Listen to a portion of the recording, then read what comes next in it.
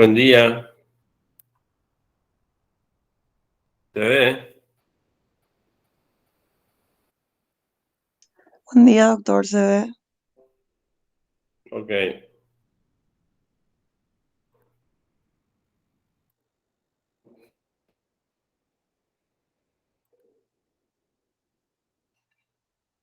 Bueno, hoy vamos a dar esta clase. Se llama drenajes. ¿Qué es lo que son los drenajes, verdad?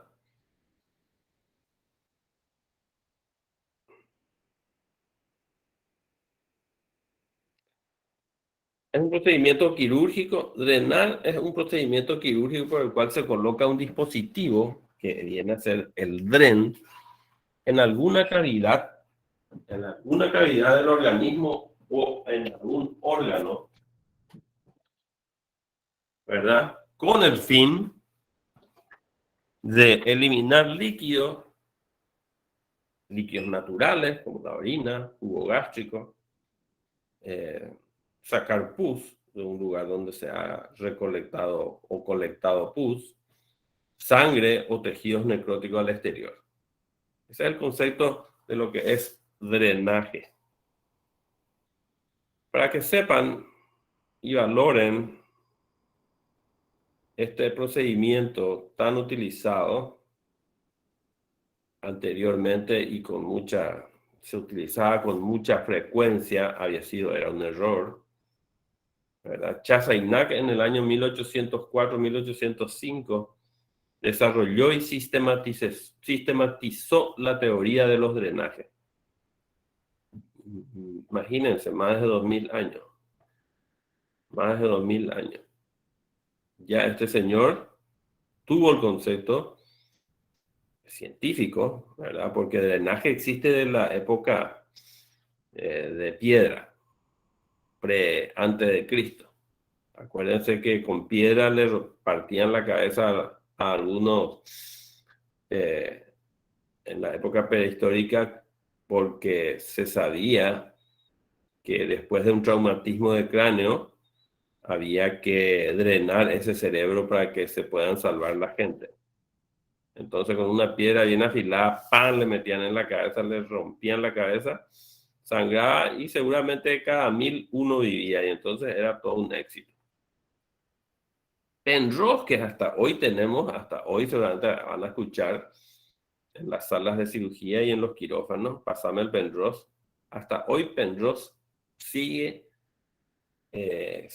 utilizándose, mejorando por supuesto la calidad del material, pero hasta hoy el Dren de Penrose es uno de los más utilizados en la cirugía y data del año 1890.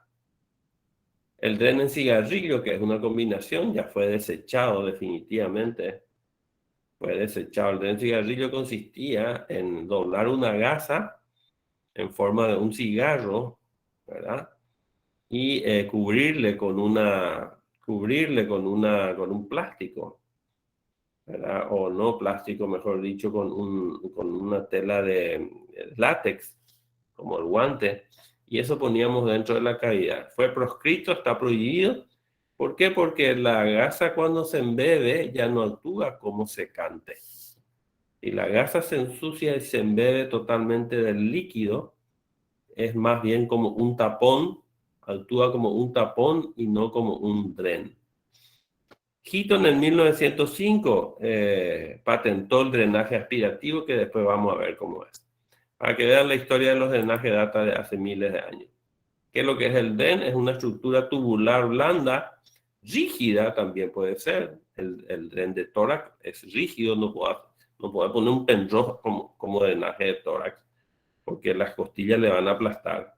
O un tubo de silicona tampoco, tiene que ser de PVC rígido, de tal manera soportar las costillas, porque se pone entre las costillas. Entonces hay varios tipos de drenes y hay varios modelos de drenes con perforaciones únicas, múltiples, en la punta, en los costados, de acuerdo a la utilidad que vos le vas a dar. Una perforación, dos perforaciones, 3, 5, 6. Drenaje quirúrgico, ¿para qué es útil? ¿Cuáles son las funciones? Primero, para cerrar espacios muertos. Después vamos a ver en qué caso. Pero me supongo que han de tener una idea de qué es lo que es cerrar espacios muertos, ¿verdad, Salazar Ferreira? ¿Qué idea tenés cuando te dice ahí cerrar espacios muertos? Para neumotórax, ¿puedo ser? No. Cerrar espacios muertos sería, por ejemplo, cuando vos haces una dermolipectomía, ¿verdad? Le metes un corte para la dermolipectomía, ¿verdad?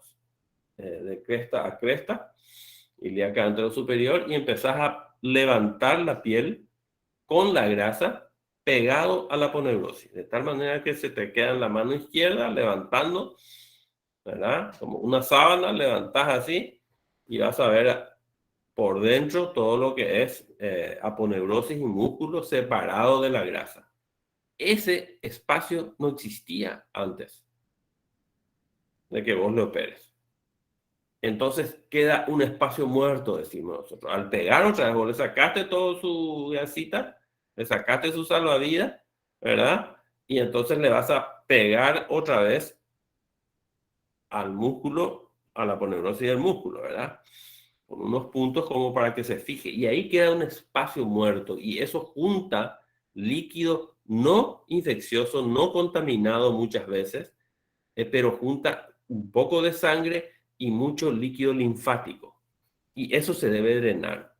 Lo mismo que cuando se operan las grandes penetraciones o las mamas, ¿verdad? Queda, al sacar todo un tití, ¿verdad? Vos le pegás otra vez la piel y queda un espacio muerto que se va a llenar de líquido y vos tenés que drenar. Es por eso que estas pacientes o estos pacientes que operan grandes penetraciones salen con un drenaje porque hay un líquido normal del organismo que se va produciendo y si vos no le das escape, se acumula en ese lugar y se puede infectar. Para cerrar espacios muertos. Eliminar cualquier tipo de material, como ser, por ejemplo, en la pancreatitis aguda, cuando vos tenés una necrosis de todo el páncreas, entonces tenés que retirar residuos pancreáticos, etcétera, etcétera. Evitar acumulación es lo que más o menos le dije, cerrar espacios muertos, evitar que se acumulen en grandes cirugías un líquido natural o sangre, de tal manera que pueda salir al exterior. Cuantificar pérdidas es importante. En el caso de la orina, yo meto un drenaje dentro de la vejiga, ¿verdad? Una sonda vesical, eso es drenar y entonces cuantifico su pipí porque necesito saber por qué está deshidratado, etcétera. Lo mismo que en el estómago. Y muchas veces también es útil, pero cada vez se usa menos esto de estar inyectando a través de sonda ciertos medicamentos. Antes era muy utilizado porque no teníamos la opción de las vías parenterales, etcétera, etcétera. Entonces, hasta la alimentación nomás hacíamos por vía parenterales, inyectábamos ciertos tipos de alimentos. O medicamentos también. Hoy día se usan menos, pero suele usarse todavía.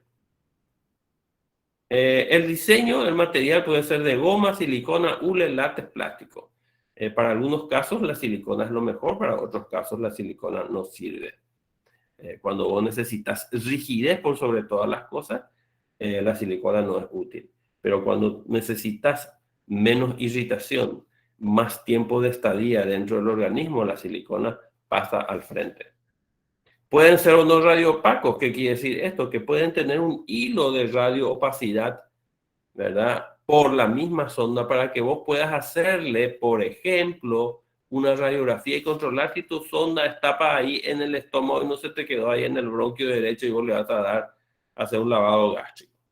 Entonces, le llevas a la sala de radiografía o le pedías ahí a los perros que te traigan el RX móvil, ¿verdad? Le metes un control y tu sonda vos vas a ver, porque tiene una radioopacidad, es radiopaco, vas a ver que está en el estómago liado.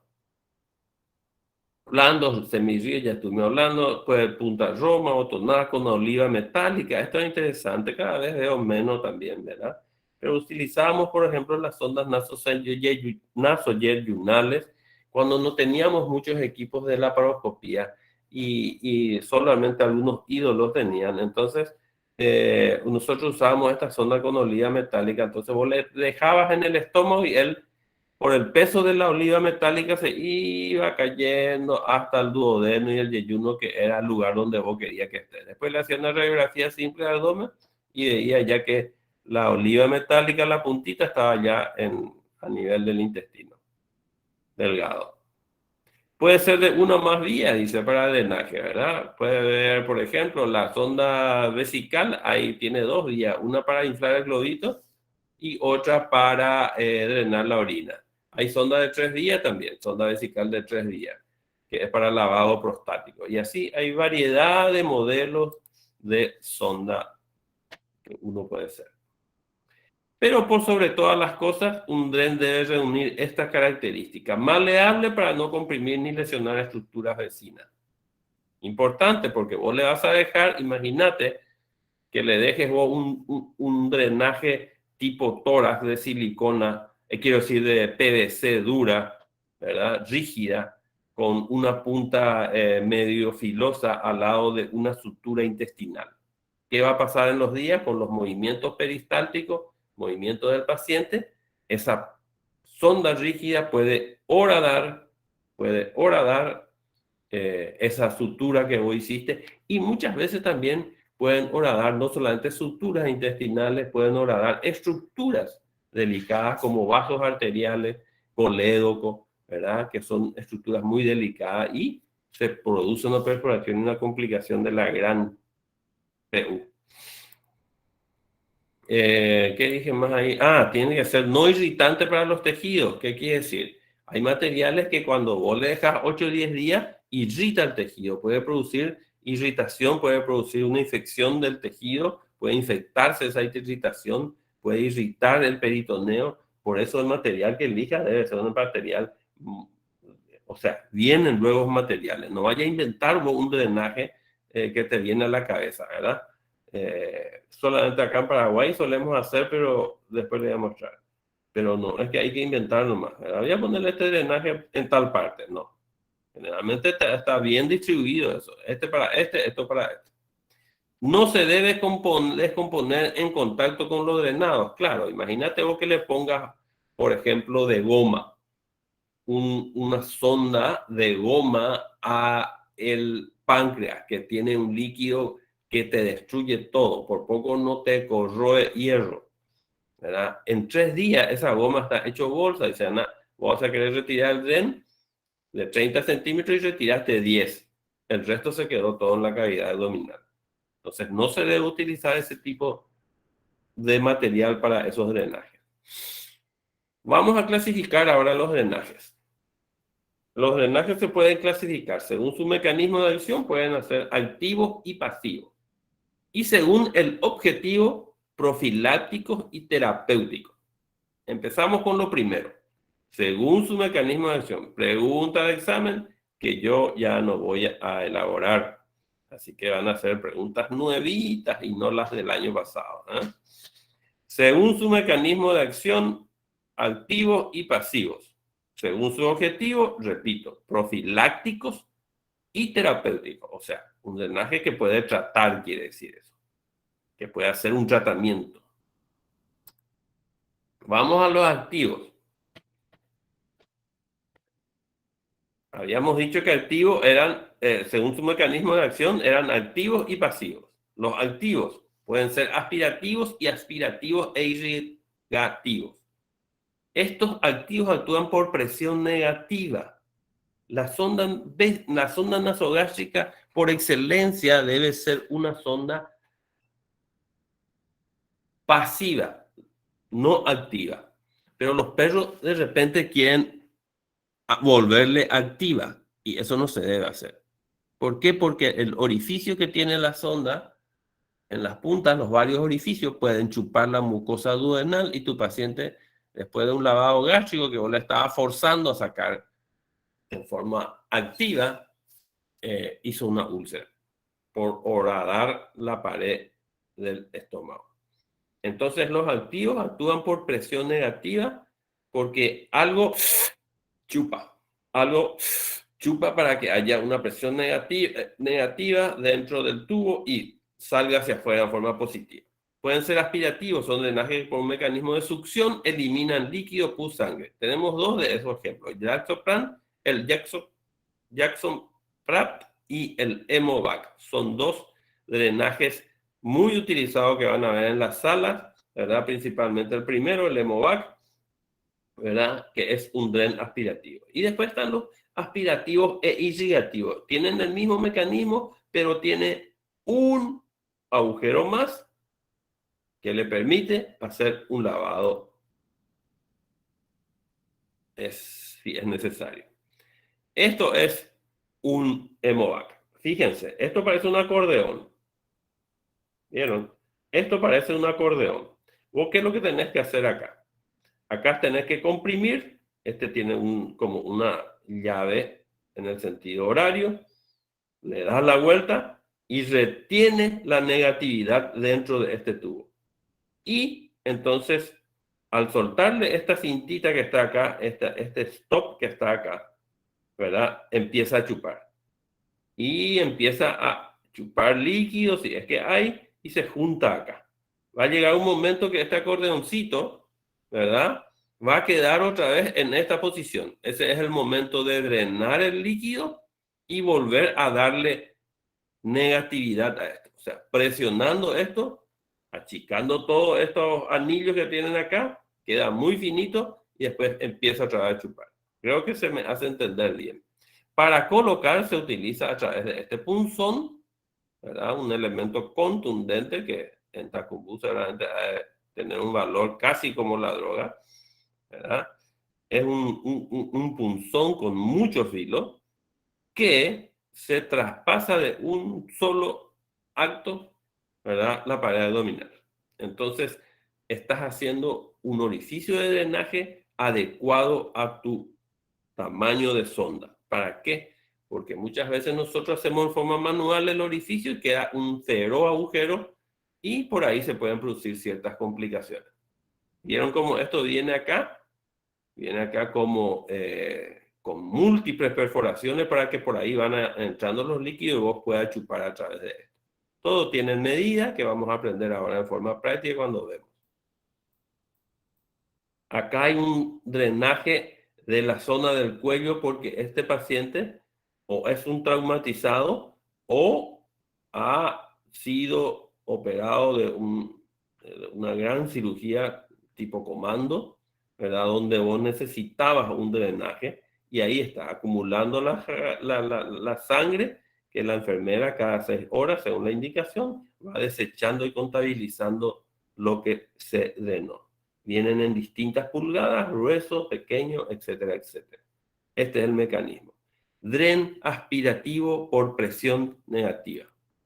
Este es el similar, el Jackson Pratt, ¿verdad? Es la misma cosa, solamente que no tiene anillos. No es como un acordeón, sino es una perita.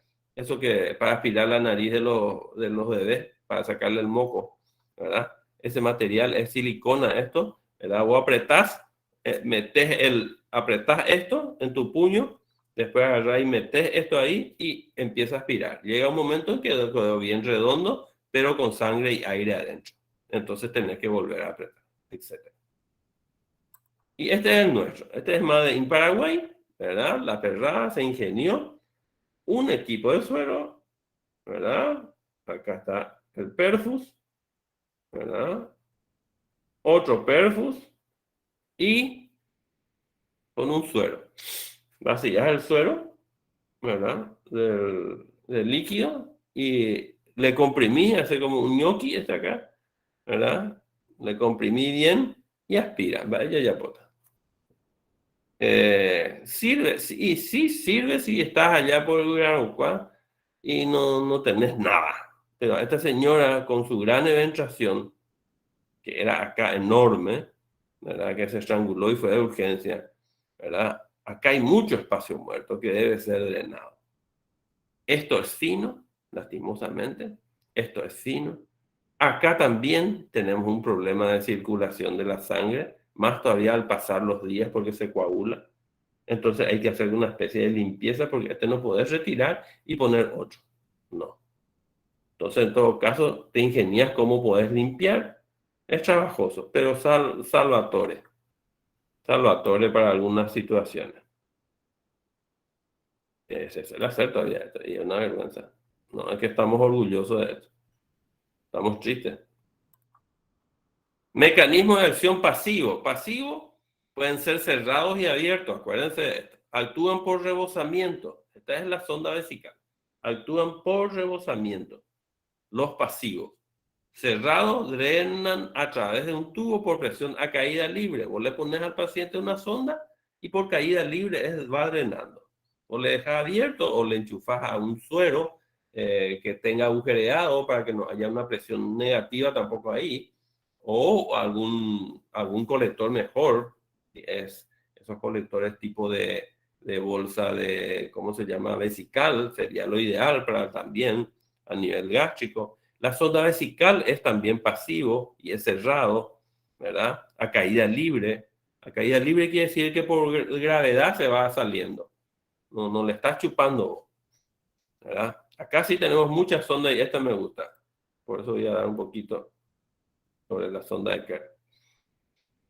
Y acá tenemos los abiertos que actúan por capilaridad, drenes que actúan por capilaridad. Acá está el dren de Penrose.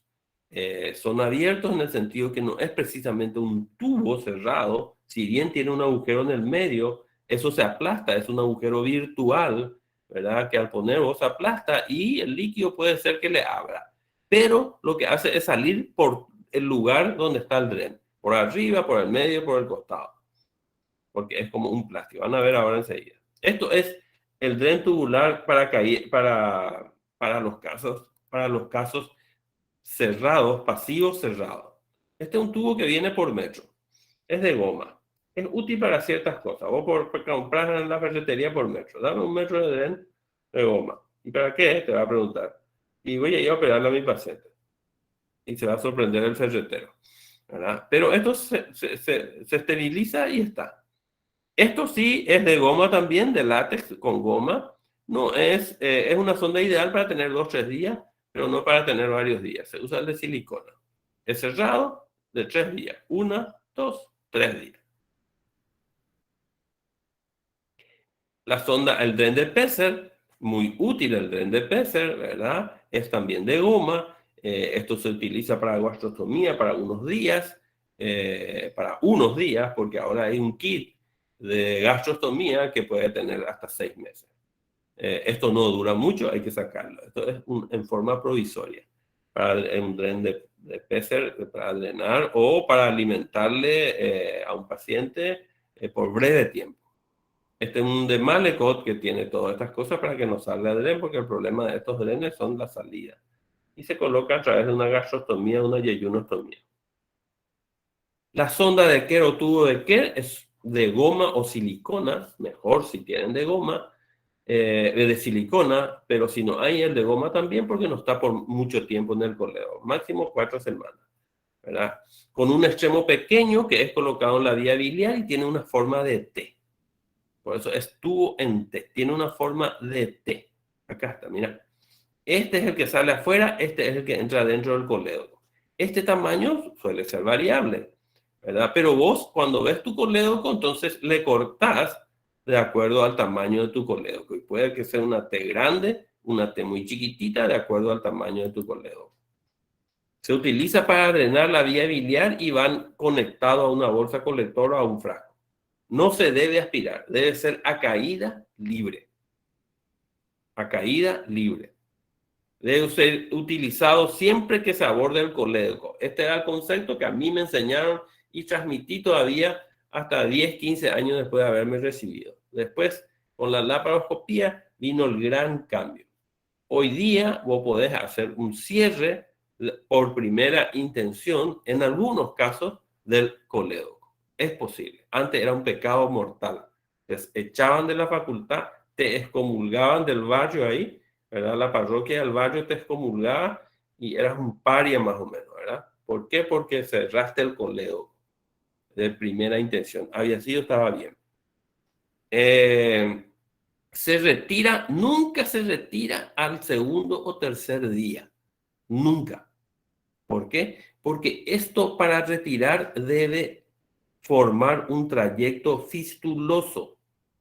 Se debe formar un trayecto fistuloso, ¿verdad? Al propósito, para que cuando vos retires esta sonda, esta que está acá, va a quedarse un agujero en el colédoco que se va a cerrar solo. Solito se va a cerrar después con el tiempo. Entonces, ese trayecto debe estar formado y se cree que en 3 a 4 semanas ese trayecto está bien formado y entonces la bili va a agarrar ese trayecto y va a salir a la piel por 2 o 3 días y después se cierra totalmente. ¿Para qué también sirve este tubo en T? Para que vos le hagas un estudio por si no tenés la certeza de que hayas sacado toda la piedra que estaba dentro del colédoco. La forma de colocar, vieron cómo está ahí adentro. Acá está adentro, este es el colédoco. Y sale afuera. Acuérdense del drenaje de Kerr, tubo en T. Otros tubos para gastrostomía Y acá tenemos al dren de Penrose, que es pasivo y cerrado. Actúan por capilaridad. Actúan por capilaridad y acuérdense, es pregunta de examen. Les va a salir esto. Aunque yo no haga el examen, les va a salir porque le conozco a su nuevo jefe de cátedra. Este es el dren Penrose. Fíjense, es plano, ¿verdad? Vos tocas así, es plano, pero si le haces este movimiento, adentro tiene un orificio. Nosotros no queremos que precisamente salga por acá, ¿verdad? Porque esto está prácticamente cerrado, que salga por acá el líquido. Lo que queremos es que salga a través de esto, que esto le sirva como guía al líquido, para que vaya buscando y sale al exterior. Para eso se usa el dren de Penrose. Viene en muchísimas medidas y está utilizado desde el año 1890. Imagínense, qué bárbaro. 1890. Acá, ¿para qué se utilizó este dren de Penrose en una colostomía, verdad? Y se utilizó porque esa colostomía se desprendió, ¿verdad? Y empezó a filtrar por los costados de la colostomía y se le puso un dren para dirigir ese líquido. Después vino, hace unos 20 años más o menos, apareció este. El dren multilumen, que le copia al colédoco, quiero decir, disculpen, que le copia al dren de Penrose. Es de silicona y tiene múltiples perforaciones, ¿verdad? No es una sola, sino varios agujeritos. Y vos podés cortar esto a la medida que querés, así como el dren de Penrose. Es poco maleable porque el material de silicona, acuérdense, es más duro, entonces no podés ponerle en el cuello, podés ponerle en el abdomen, no podés ponerle debajo de la piel. Muchas veces, a no ser que sea muy grande todavía. ¿Por qué? Por el tamaño y por la poca flexibilidad. Pero es muy útil y acuérdense, es del material de silicona. Se llama dren multilumen. Este drenaje le gustaba tanto a Mura, porque usó tanto Mura esto, que está proscrito. Así que si él dice que se usa, está proscrito. Esto no se debe usar nunca más. ¿Qué era? Era todo una toalla prácticamente, que se dejaba ahí para drenar y se sacaba al exterior. Esto se llenaba de pus, se llenaba de sangre y después actuaba como un tapón, como si fuera un corcho en una botella. No dejaba pasar nada y el paciente se infectaba. El drenaje a los Mikulicz, proscrito. A no ser que vos utilices para taponar un sangrado de hígado y le saque a los 2 días. Sí, tipo de drenaje de Mikulicz. A los Mikulicz, ¿verdad? Agarra y le pones 5 compresas de vientre a tu lesión hepática, ¿verdad? Para que tapone el sangrado y después entra otra vez, abrir otra vez y le saca. Sí, puede ser. Según su objetivo, habíamos hablado que eran profilácticos y terapéuticos. Los profilácticos son drenajes que realizamos después de una cirugía donde se realizó una anastomosis de alto riesgo y podría haber fuga. O en cirugías con grandes disecciones donde se acumula sangre o secreción. Acá les di el ejemplo de mastectomías radicales, edentraciones, grandes edentraciones, dermoslipectomía, eh, eh, puede ser también cirugías del cuello, por ejemplo, esta cirugía de cáncer de tiroides con limpieza de todos los ganglios, etcétera. En algunos casos también puede ser oclusión insegura. Vamos a suponer que vos hayas hecho una herida de arma de fuego y tenía como 5 suturas intestinales. La probabilidad de que 5 te sangren es mucho más alta que una sola sutura intestinal.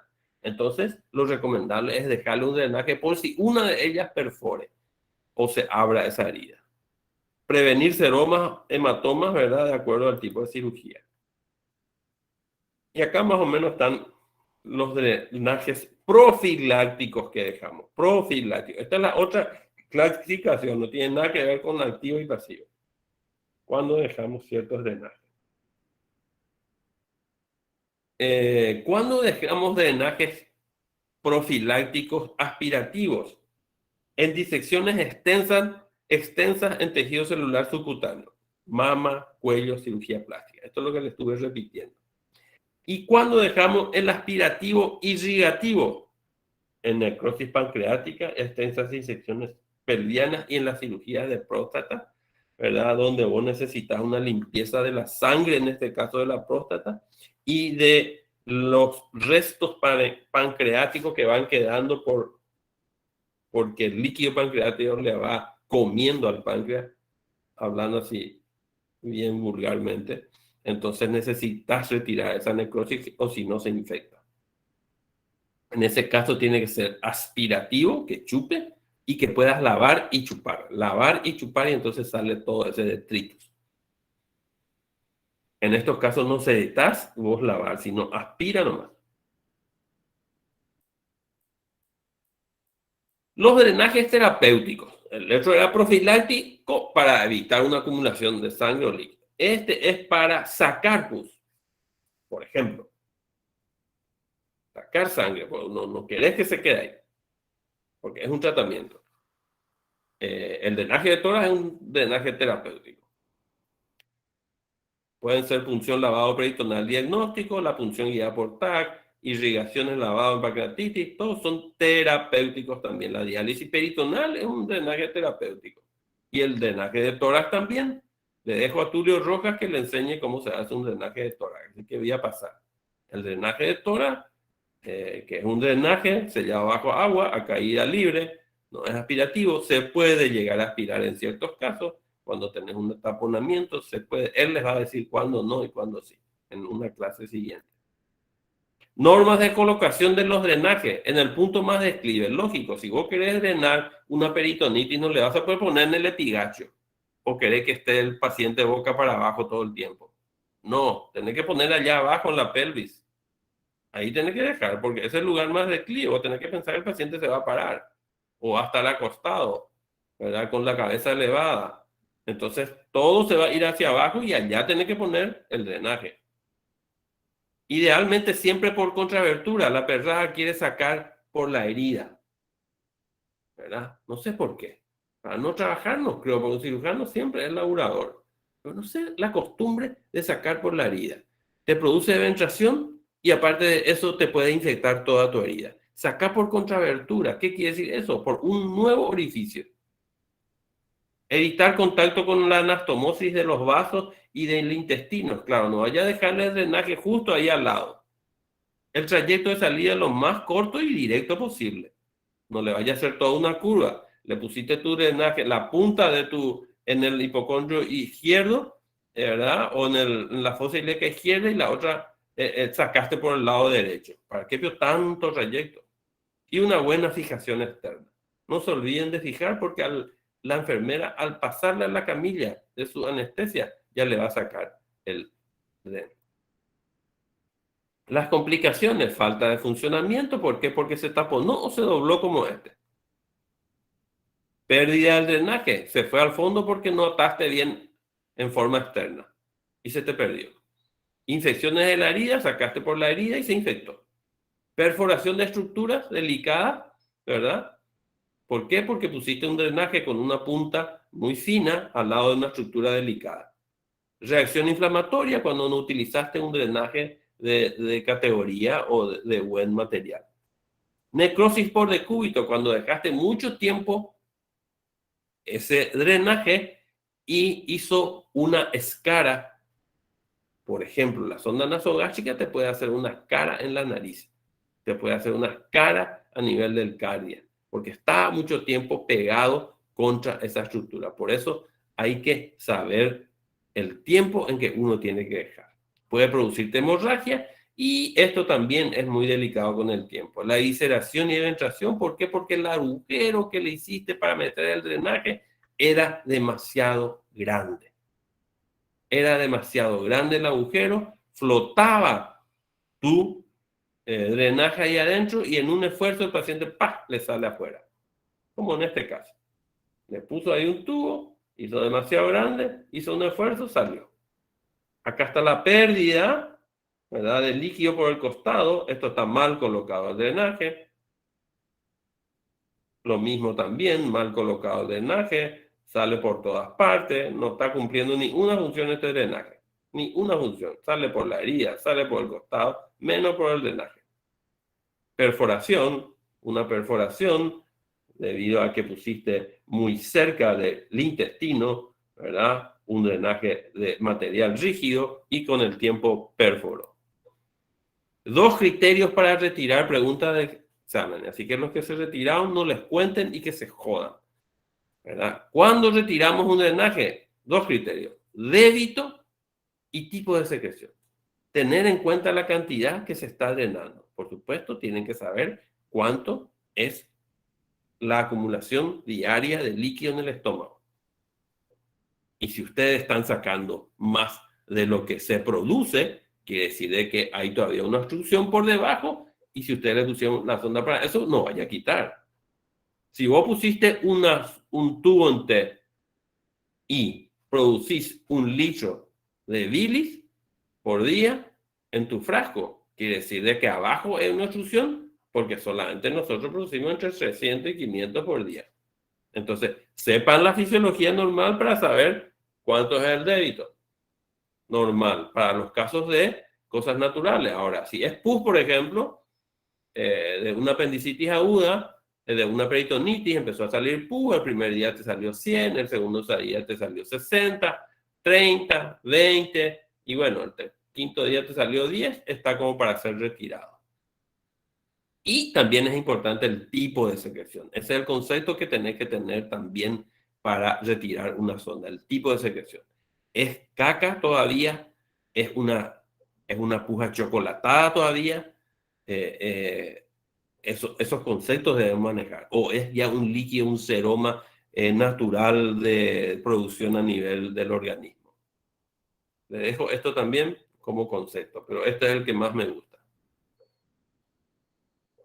El mejor método para disminuir la incidencia de infecciones de las heridas quirúrgicas es mejorar la manipulación de los tejidos. Acuérdense de siempre. Cuanto menos tocas y menos trabajar sobre los tejidos, no va a haber nunca pus. Dejar heridas bien vascularizadas es otro secreto también. Con defensas naturales sin material que sirva para el medio de cultivo. Este es un concepto muy interesante que deben tener ustedes como cirujanos. La confianza en un drenaje no exime al cirujano de una técnica cuidadosa. O sea, siempre vos tenés que, voy a dejar este drenaje por si me filtre mi sutura. No, dedicarle a bien un buen tiempo y aprender a hacer sutura como para que vos después no dejes drenaje. Ese es el concepto. Tratar, evitar, antes nos decían dejen drenaje. Si dudan, dejen drenaje. No, hoy no es así. La asepsia y la supresión de espacios muertos son principios fundamentales que deben respetarse siempre. Antes un cirujano inglés dijo, ante la duda, drenaba. Estamos hablando de Lawson, del año 45 al 99. Le encantaban los drenajes. Una peritonitis, el tipo sacaba con 10 drenajes, ¿verdad? Parecía esa señora que se van y se ponen rublero, así, su barriga, lleno de cigarrillo. No, no sirve, no servía para nada. Hoy los cirujanos decimos, ante la duda, mejor no voy a drenar. Porque el drenaje, acuérdense, que puede ser riesgoso. Desde ser un caldo de cultivo para una infección hasta muchas otras complicaciones. ¿Alguna pregunta? Nada. Nos vemos el próximo miércoles en mi última clase del año. Besitos. Gracias, doctor. Besitos. Chao, chao. Gracias por